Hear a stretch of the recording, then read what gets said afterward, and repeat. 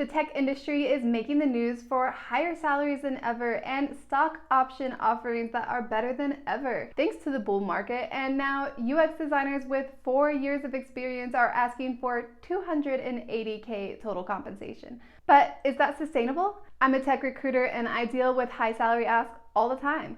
It's a hot topic, and due to inflation, most people will argue that a salary is not high enough. But I think things are going to change in tech. Let's get back to work. Get back to work. America is back to work. I have some insider tech news that I'm going to share with you. I know a very senior engineer, 15 years of experience, making in the $250,000 range. He's partnered up with an inventor of a tech tool. Don't want to be too specific, but they have a consultancy company and they partner with tech companies. Recently, they have been negotiating with a Faang company. That Faang company uses that tech tool created by that person, and they want to hire that person's consultancy company to automate internal jobs at Amazon so they can replace full-time employees. It is very hard to get vendor contracts with Faang companies, and it can take years. The only reason that they are getting there so quickly is because of the personal contact, but now this Faang company is asking them to manage Eastern European developers as an outsourcer and a third-party vendor. Yes, the Faang companies that are offering these $280K total compensation packages to 4-year UX designers, they are currently outsourcing to Eastern European engineers as well as hiring tenured tech professionals to automate away lower level jobs. That might not sound too concerning because outsourcing has happened in tech for years. Companies will create international branches, hire remote engineers, or hire consultancy companies so that they can take advantage of more skilled people due to gap talent in the US. You guys know how I feel about tech gaps in talent. Check out my tech bubble video here. Outsourcing some of these tasks allow companies to stay focused on the product and the customer sales and PR, while a vendor, remote worker, or international office handles the back end. But why hasn't tech been outsourced the entire time? Well, there are risks. Intellectual property can be vulnerable, and if you hire someone overseas to work with your team, there's a lot of opportunity for them to break non-disclosure agreements and keep some of that data, or to create security vulnerabilities in infrastructures that can later be attacked. 2, no matter how good a team is, the culture still may not fit with the American work culture. Plus, remote workers on the other side of the country are only 3 hours ahead, whereas those on the other side of the world are 12 hours difference, leading to delayed response times. 3, well-funded startups generally don't need to budget and look for cheaper engineers overseas, so they don't need to outsource. They can simply just go fundraise for more money if they need more money to pay high-paid engineers in the US. And this is partly why I've seen a lot of startups seem to have endless pockets when it comes to hiring. The highest salaries I've seen have come out of Faang companies, of course, but the second highest would be these small startups. And reason number 4, it's bad PR for the US government to allow outsourcing to happen so much, especially if unemployment numbers go up.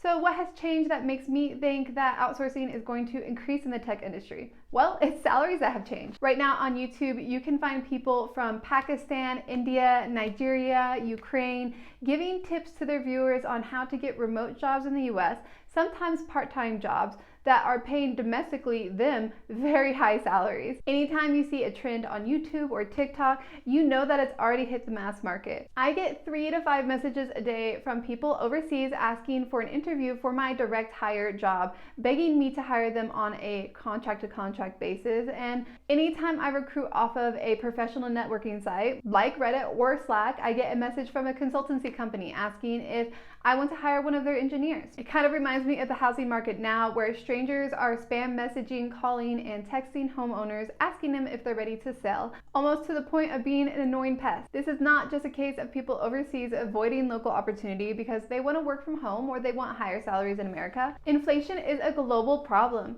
There is a huge movement in Nigeria for low pay. Particularly, there's a tech company called Andela that has been funded by Al Gore and Mark Zuckerberg. Zuckerberg and Jack Dorsey have press pictures in Africa from this organization. People in the company are now protesting, saying they feel insulted at how low the wages are, and many of them feel exploited by these big VC companies. So people all over the world need higher salaries, and it's just that the US pays the highest tech salaries in the world. And it seems like companies are hiring more remote workers or consultants consultancy companies because of the war in Ukraine. I'm seeing a lot more Ukrainian consultancy companies, a lot more Ukrainians looking for contract to contract, and a lot more messages from Ukrainians. Even the US government is taking note. The FBI issued a warning on Tuesday that it has received an increasing number of complaints relating to the use of deepfake videos in interviews for tech jobs that involve sensitive systems or information.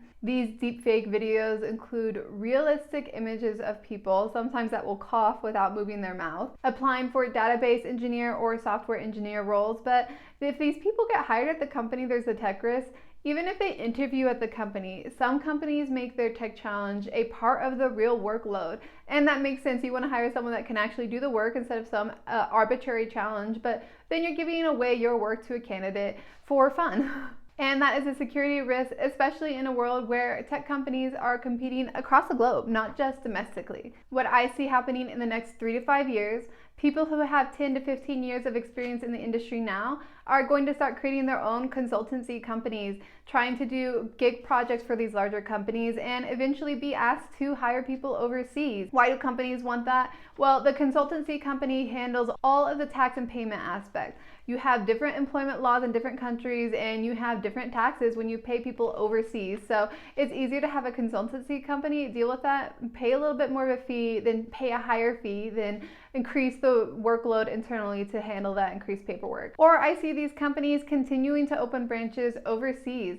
I personally know small Series A startups in San Francisco are already opening offices in Canada so they can hire people that don't have work authorization in the US. And that was happening 3 or 4 years ago. A company called Migrios is a new outsourcing tech company that is a global tech company. So they look for people all over the world, not just the US, that are best at their job and best with the tech. With offices in Latin America and Eastern Europe, they have engineers in Ukraine, Poland, Georgia, Paraguay, Argentina, Brazil, and Turkey. Notice a lot of those countries are near the war. The country of Moldova has increased its tech exports 5 times its size in only 5 years. And the growth overseas in those tech industries should concern those in America that are looking for even higher salaries. The 2020 to 2026 report for outsourcing conducted by TechNavio estimates $8 billion of growth in the outsourcing industry over the next 3 to 4 years. But globally, America will make up 46% of the outsourcing market. That means America is going to be hiring half of the outsourcers across the globe. Does America have twice as much tech opportunity? In some countries like Ukraine, that's in a war, but not every country. I'm not making this video to scare anyone. If you have 10 or more years of experience in tech, you're probably going to be okay and you're going to make it through. But those who are just starting in tech now are at the biggest risk of competing with outsourcing. Now, how would you even know you're competing with outsourcing? I would be looking at you as a full-time hire or getting someone overseas. It's not like I'm going to tell you, but you will see in the reduced number of job postings in the US and just job opportunities in general for those that are junior in their career. Those with 5 to 10 years of experience will also see more competition, but you may be able to make it through. You will not know you are competing with outsourcing either. Generally speaking, there is no way that Americans can reduce their salary ask without reducing their cost of living. It's a lot more expensive to live in the US than it is to live in a country like Nigeria. So people in the US in the tech industry cannot undercut outsourcers. How will they compete? Well, subscribe to my channel. I have a lot of tips about this, but generally speaking, now is not the time to go for the highest salary that you have ever had. Please use payscale.com and be realistic. If you have 5 years of experience, you may be just barely considered senior at some companies. So don't go look at a senior job range and look for the highest number and ask for that. Well, that's a great chance for me to think that outsourcing is better than hiring you. Also, apply to companies that are not big, shiny companies. You want to be working in tech no matter what, but don't waste your time applying for the big shiny companies generally that you've heard of. If you don't have anything significant on your resume, you're not coming from Ivy League, you don't have several internships, and you don't have any work experience. If the choice is between a tech company working as a front desk person or a cafe working as a barista, Take the front desk person because it's in the tech company. You will make contacts there if you're friendly and have a workable personality.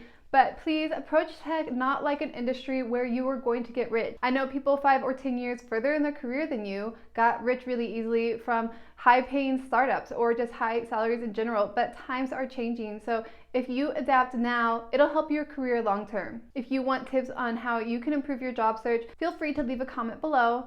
Please subscribe to this channel so you can see my next video. And tomorrow I have a layoff video coming up, so check out the layoff video. Thanks for watching this video, and I'll see you in the next one.